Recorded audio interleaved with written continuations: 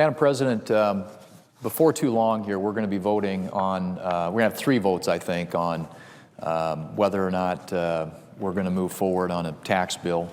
I frankly think that there are things in the underlying bill that is before us today that would do some good. The bonus depreciation provision is something that many of us have supported in the past. We think that's a good tax policy with regard to encouraging small businesses to invest by giving them a quicker way to write off those capital investments.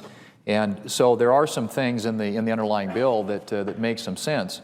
But the whole exercise that we're going through here really is a charade for a couple of reasons. One is you can't originate revenue measures in the Senate. That's something that has to happen in the House of Representatives. So anything that comes out of here, if it were to pass, would be blue slipped by the House of Representatives. So you've got a constitutional issue to deal with here in the first place. Secondly, you've got a process set up whereby there is not an opportunity for us to offer amendments. You put a tax bill on the floor, a piece of legislation, a vehicle that ought to be open to amendment.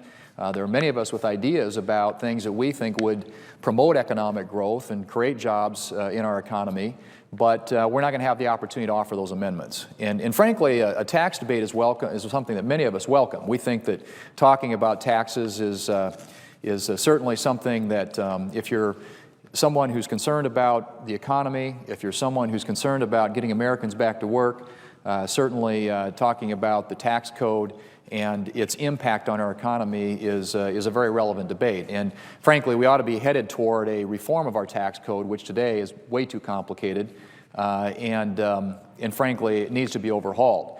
But in the interim, we have coming up now on January 1st of this year, a bunch of tax provisions, current tax policy, that expires. And in anticipation of that, we've got a lot of businesses who are very concerned. There's an uncertainty out there among job creators in our economy about what's going to happen on January 1st. And is Congress going to act to put off these tax increases that will occur on January 1st, or are they going to allow them to go into effect, in which case many businesses would be dramatically impacted by having higher tax burdens, making it more difficult for them to create jobs. And I don't think there is anybody out there, those who study economics, even those of us who don't, just as a matter of common sense on a very practical level, that would think that raising taxes on people who create jobs, on small businesses, would be something that would be good in an economy that you're trying to get back on its feet, trying to get to recover. And in fact, a couple of years ago, the President of the United States in 2010 said that it would be a blow to our economy if tax rates went up on small businesses. Well, that was back at a time when economic growth was a little over 3%. Well, here we are 2 years later. Economic growth is much slower. We're growing at a more sluggish rate, about 2%. There's a concern that even is going to slow down as we approach the end of the year. And yet we've got this threat hanging out there on the horizon, looming, of higher taxes on small businesses, the very people that we rely upon to get Americans back to work, to create jobs, and to get this economy growing again. And what we ought to be thinking about is what can we do to promote economic growth? We ought to be thinking about what are those tax policies that we can put in place, and I hope that that will be the purpose of tax reform when we get there. And I hope that is soon as well. As I said before, I think tax reform is critical if we're going to see economic growth, and if we're going to do away with the complex tax code that we have today and replace it with something that makes much more sense, it's more clear, more simple, more fair for American businesses and American and people across this country who are filing their tax returns every year. But we ought to be looking at what can we do to promote economic growth. All of our tax policy ought to be oriented around getting this economy growing and expanding again, because in so many ways that helps address many of the other problems that we're confronting. We've got this huge, out-of-control debt problem. Obviously needs to be addressed through spending reductions, trying to make government more efficient, smaller, more limited, rather than the government that we've seen here the last few years that continues to grow as a percentage of our economy. The government as a percentage of our economy today is at the highest level that we've seen literally since the end of World War II. We're at about 24 to 25% of our entire GDP now is represented by federal spending. And so we've got to get government under control, which means we've got to address some of the drivers of federal spending, including Medicare, Medicaid, Social Security. That means these entitlement programs that so many people rely upon in order to save them have to be reformed. If we're going to get them on a sustainable fiscal path, if we're going to make sure that they're there for future generations of Americans, we've got to reform our entitlement programs and get the government spending back at a more reasonable level, more consistent with what we've seen historically, which is about 20 to 21% of our entire economy.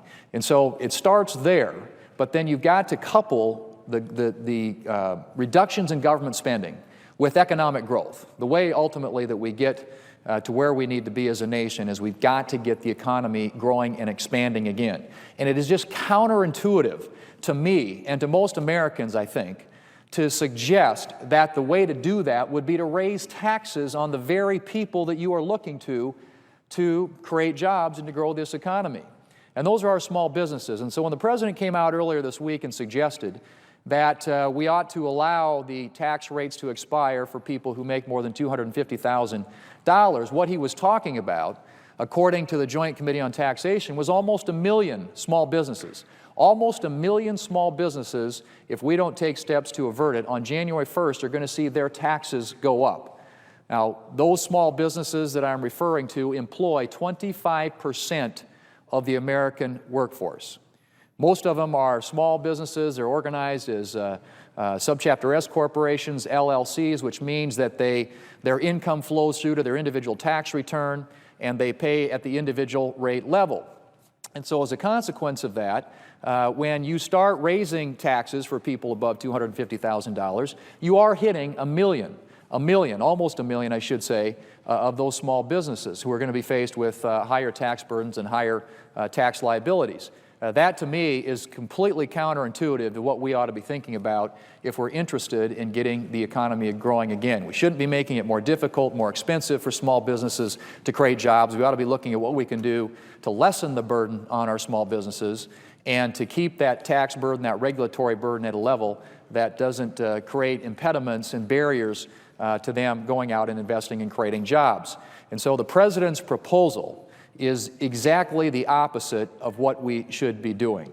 And 53% of the income that I mentioned, these companies that are organized, small businesses as S corporations, LLCs, 53% of that income would be faced with a higher tax burden come January 1 unless we take steps to avert it. And what the President proposed essentially was allowing taxes to go up on those very small businesses. And so I hope that, that not only will we turn down the President's proposal, but that we will be thinking about things that we can be doing that would simplify the tax code, that would lower rates that businesses in this country pay, and provide incentives for them to get people back to work in this country. And by that, again, I mean policies that promote economic growth. There are so many things that we ought to be doing that we're not doing right now that would I think provide the necessary policies to encourage, enable small businesses to grow their businesses, to make those investments, and to put people back to work. There are a number of things that our small businesses face that are not directly related to the tax code, but indirectly related to the tax code.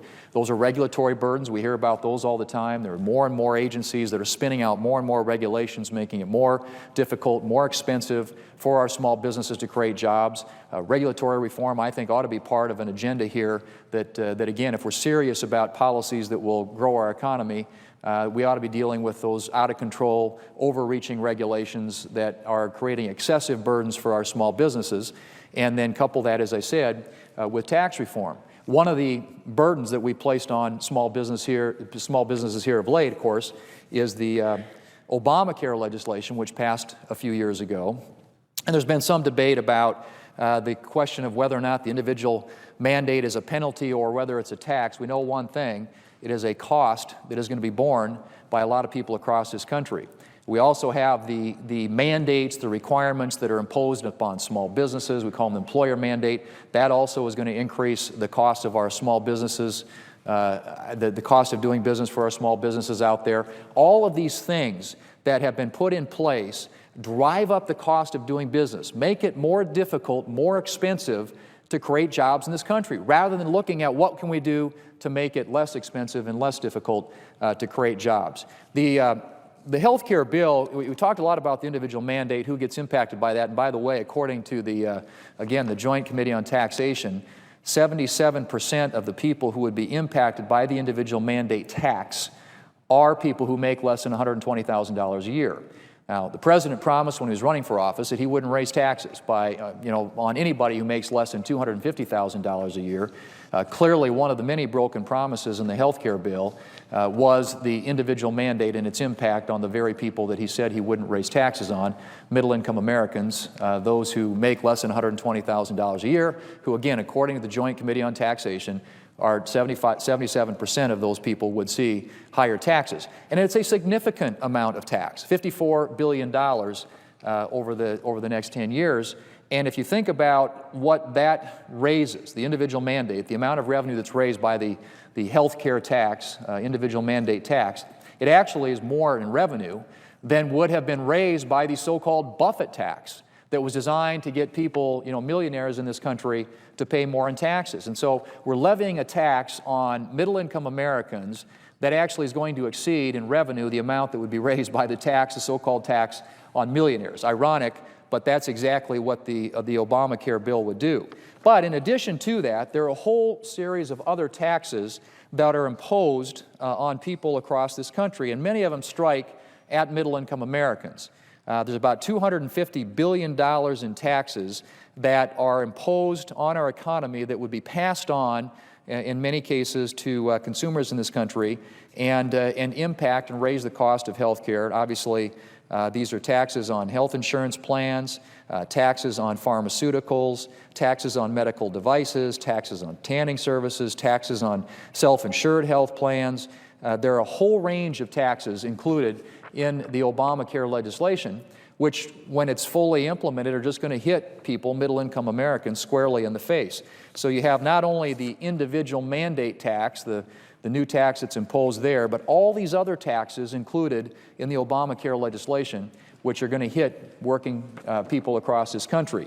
And so you look at all those taxes, all the burdens associated with that, all the regulations that are coming out of many of the agencies in our government right now, and all you see, if you're a small business, is a higher cost of doing business, more uncertainty about what's going to happen in the future, and just that much more difficulty when it comes to making determinations about growing your business or starting a new business and creating jobs that are so important to our economy. And so when you talk about the economic circumstances that we're in today, everybody focuses on the unemployment rate, of course, and we've had more than 8% unemployment now for literally 41 straight months. We've got 23 million Americans who are either jobless or underemployed in our economy, 5.4 million Americans who've been unemployed for a long period of time. We've got the weakest recovery literally since the end of World War II. And yet, what is the prescription that the President and many of his allies here in the Congress have for that? Higher taxes. Higher taxes on the people who create jobs. I mean, can you think of anything that makes less sense?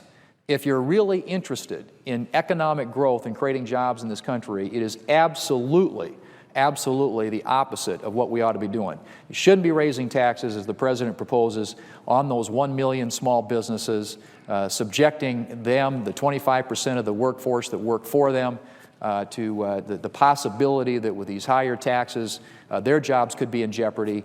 What we ought to be doing is looking for ways to provide certainty, extend the rates that exist today so that small businesses who are out there trying to make decisions about what they're going to do in the future know for sure what the rules are, but more importantly, also know that their taxes are not going to go up on January the 1st.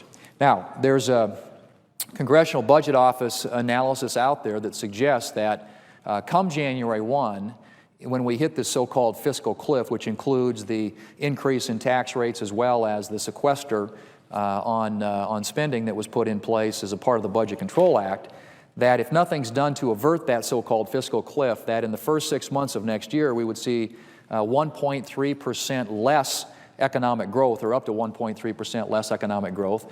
But just as importantly, not only that is that an issue or a factor that we deal with next year, it's also something that impacts us right now, today, because the Congressional Budget Office also found that it could cost us 0.5 point of economic growth this year, right now.